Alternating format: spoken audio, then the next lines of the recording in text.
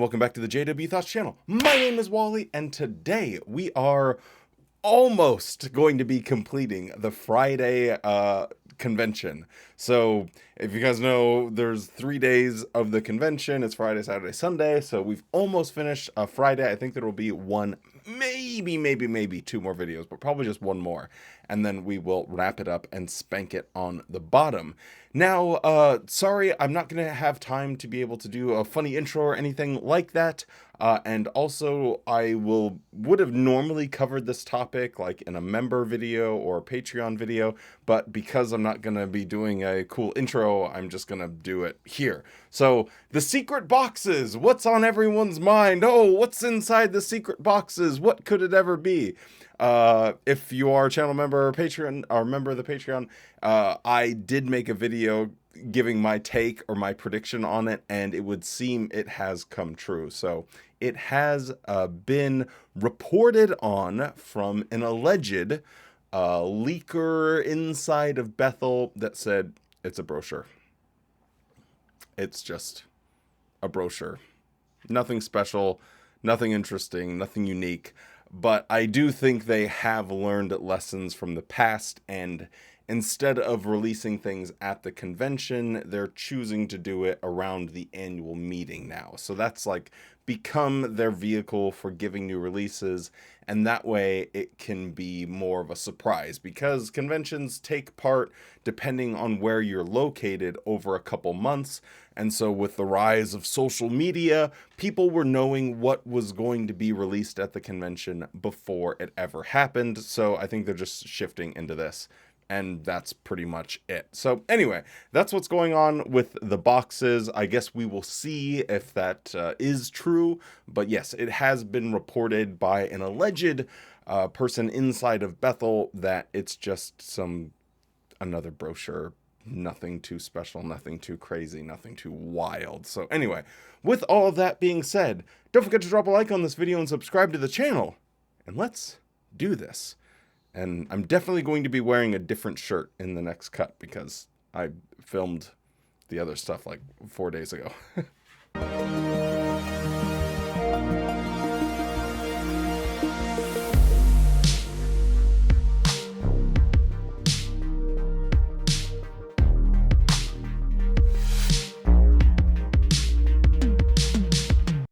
Jehovah gives us the privilege of honoring him with our valuable things. Those who wish to give financial support for the kingdom work can donate using any of the contribution boxes. Those making contribution by check should make the check payable to Christian Congregation of Jehovah's Witnesses. However, if possible, please donate online at donate.jw.org. If you need help with your donation, volunteers are available at donation information booths to assist you. You may be seated. Now, you can probably tell that I didn't actually include anything from that symposium to conclude part 1 of the Friday afternoon session, and that was for good reason. It was nauseating. It was absolutely boring, not anything too crazy, just the same old thing over and over and over again, just with different characters from the Bible.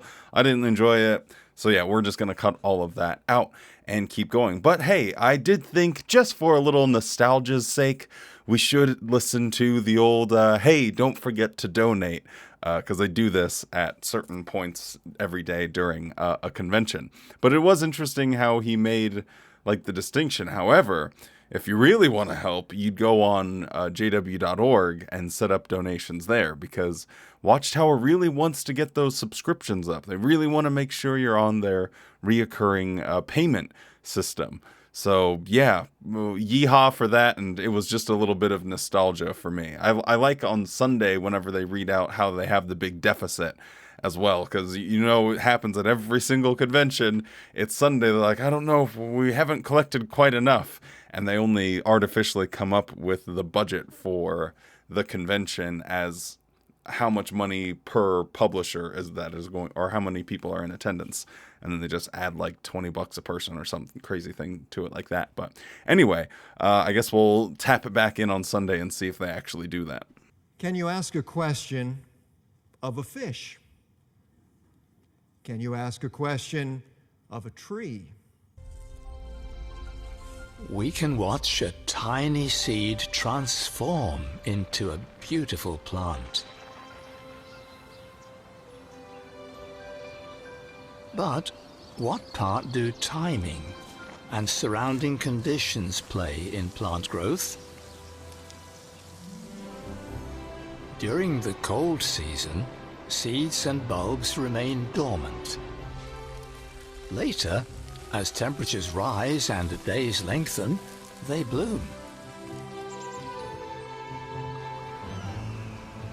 Some desert plants practically shut down during long dry periods.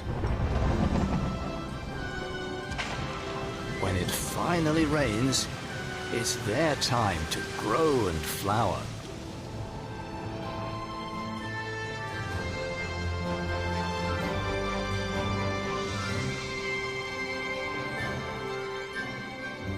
Sunflower plants need lots of light. Throughout the day, they turn to follow the sun. After their flowers open, they stop moving and face east all day. Jehovah made plants to respond to their environment at the right time. We respond to evidence that these are the last days. And we focus on the source of spiritual light.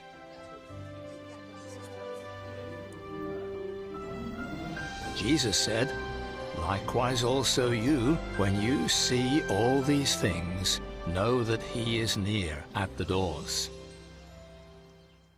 We've entered the David Attenborough phase of the boss fight, that is the convention, and these are usually not that entertaining, but I did find this one kind of curious because if you noticed right when he said, we respond to spiritual light, they cut to a kingdom hall. So obviously they put themselves front and center as the only spokespersons for God. They are the ones that are giving you that spiritual light. And it's just so sad because they've been saying that all of the signs are here for over 100 years now. They've been telling people that, okay, now we're at the very end. It's our generation that it's going to affect. And at a certain point, you just have to scratch your head and wonder, are you okay? Maybe this isn't exact. Maybe you got it wrong. Maybe something isn't right, because if you keep repeating the same mistake over and over and over again, maybe it's because you were wrong in the first place and need to pivot and make some changes and adjustments. So who knows where this whole convention will go? Maybe by the end of it, they'll be saying, this is the last convention that there will ever be. So maybe we're in for a real whopper. Now, sit back and be patient, but make sure you keep those donations coming. What do we see now? Well, it's interesting that for centuries, Jesus' disciples had to be patient. They had to watch and wait for the sign. But we are in a different situation. The time for waiting is past because we see every aspect of the sign being fulfilled. Wars, famine, disease, all on an unprecedented global scale. And we see people's selfish, unloving, often violent attitudes and behavior. And these were also foretold in the Bible as a sign of the last days. There is no doubt we are living in the last days. So how should we respond to our environment? Now is not the time to be dormant like a tree in winter. Now is the time for us to be active and ready for this system's end. And this is the proof that they are indeed a doomsday cult. They don't want people to ever let off the gas, which is so weird because this whole program so far has been all about waiting patiently, waiting patiently, waiting patiently. And then from downtown, Steph Curry comes up and just, whoa. Now they just shift entirely and like, okay, we need to be active and ready. You know, the all of the signs are here, and we're like that seed that needs to be ready when it's hits the spiritual light hits. So that one was kind of out of nowhere. Everything in this whole convention so far has just been all of this: be boring, don't do anything, don't worry about anything, chill, relax. And now it's, okay, now we got to be active because all the signs are right here. All hands on deck. We are at the last part of the last days. You know, this is the last generation that it's going to happen. We are different than other faithful witnesses or faithful people that were waiting because they weren't in the time of the end. But now we are in the real time of the end. The truth is, they were saying the same thing 100 years ago. Well, now we're in the time of the end, and now we're in the time of the end, now we're in the time of the end. But as we know, the time of the end will never end, and that will end this rant. The Watchtower said about these verses, some among God's people are getting sidetracked. This can be seen in the decisions they make about secular work, higher education, the acquisition of material possessions, as well as the amount of time spent in sports and entertainment. Well, these comments in the Watchtower are a timely warning, aren't they? And we all do well to examine ourselves.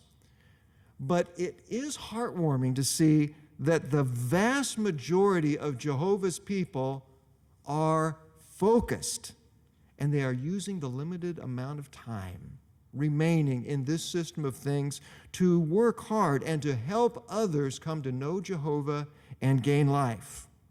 From what I've seen and heard from people that have been going to conventions or just their weekly meetings, I wouldn't be so confident in saying that the vast majority of witnesses are staying focused. Is it really the vast majority? Because I'm starting to suspect that maybe it's like half. I wouldn't call half or 60% the vast majority of witnesses that are staying focused. And yes, people are doing these things, rightly so. They are looking at furthering their education. They are looking at improving the quality of their life. They are trying to participate in living this life that they're living right now. Because when you keep promising that, I think I said in another video, but it's like a parent that says, hey, we'll give you X amount of money if you do this chore. The kid's not just going, if they don't ever tell them what chore it is, they're not just going to keep doing random chores for 16 years before they finally figure out, wow, there was never any money at the end of doing the chore. They just wanted me to get the chores done. Wow, that's a pretty horrible, messed up thing to do. But that's exactly what happens with Watchtower. And unfortunately, they're stealing everyone's childhoods along the way. We are living at a never-to-be repeated time.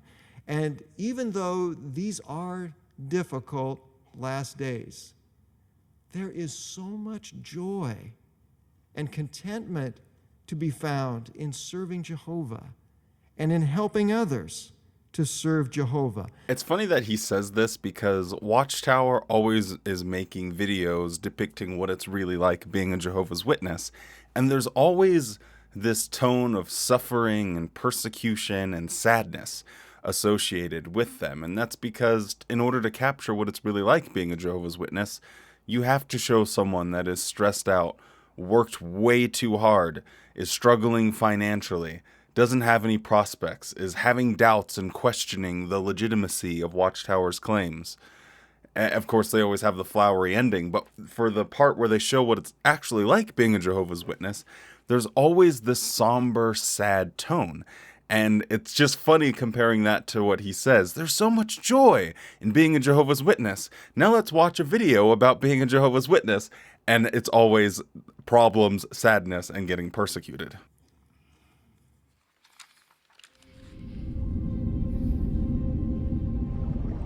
Sea creatures.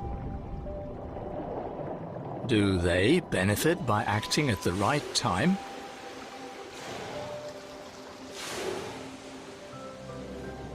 These are young salmon.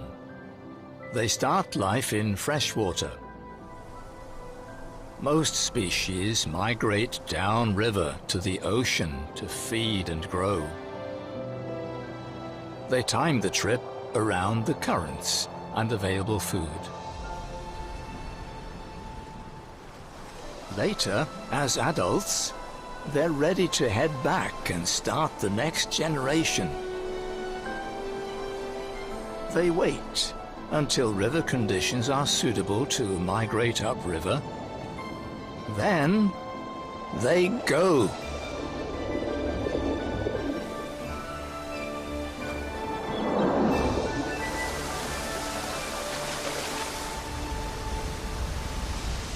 Dolphins, too, perform different activities at different times. There's time to play, to see what's for dinner, and to make friends. But there are times when a dolphin knows to act with urgency. When threatened, the dolphin pod closes ranks to protect everyone, especially the young. We stay close to one another for safety in a spiritually dangerous world. And no matter how busy we are, we make time to be taught by Jehovah. Look, now is the especially acceptable time. Look, now is the day of salvation. Simply is not true with Jehovah's Witnesses. They are not like dolphins that go in and swarm if there's a danger to protect the young, because they have policies in place that don't protect children from abusive people. Or at least when there's an allegation of abuse, they have a system where they try and handle it internally unless there's evidence for it. And it's just very inappropriate and it's not effective. And thankfully, some lawmakers are starting to make some changes to the laws that will require Jehovah's Witnesses to make a report whenever these allegations come forward. But no, it's not the case that they swarm in to protect the young.